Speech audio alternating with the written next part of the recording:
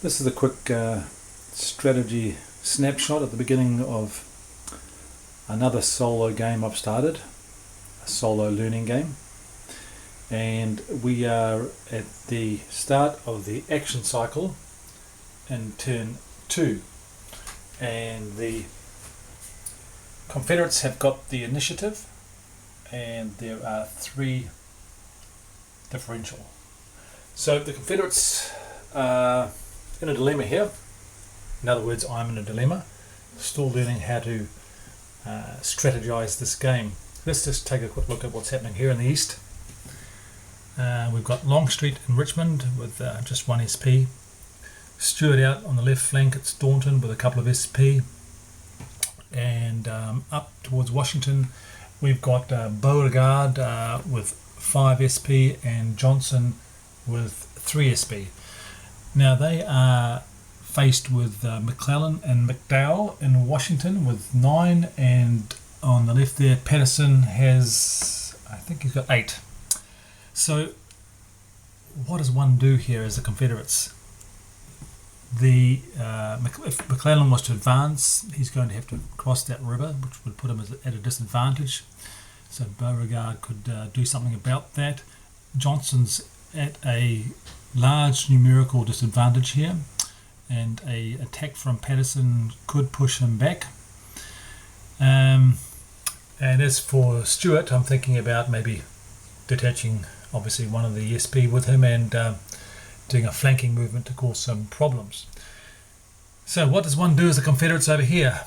I suppose it's important to note that over in West Virginia, Burnside here with 3 SP has captured all the resource hexes, turned that state over to the Federals. Let's take a look elsewhere while we're on the general picture look. In the Western Theatre at Cairo, the Union have amassed 6 SP, and Halleck here has got 6 in Evansville. So they've concentrated their forces on the border of Kentucky there. The Confederates have Johnson at Nashville near the border, just with a small force of 1, another 1 over here. Polk just out of Union City there with just 2 entrenched, and in Memphis Hardee has 3 SP and a fort protecting the Mississippi. So what do the Confederates do in this theatre, given that invading Kentucky now at this point in the game will turn it over to the Union side, and now that these guys are concentrated, they'll be a tough nut to crack. And over to the Trans-Mississippi, Price is firmly entrenched in Springfield with 3, and if he was to venture out, he's up against Curtis with 4, so quite a stalemate, I think.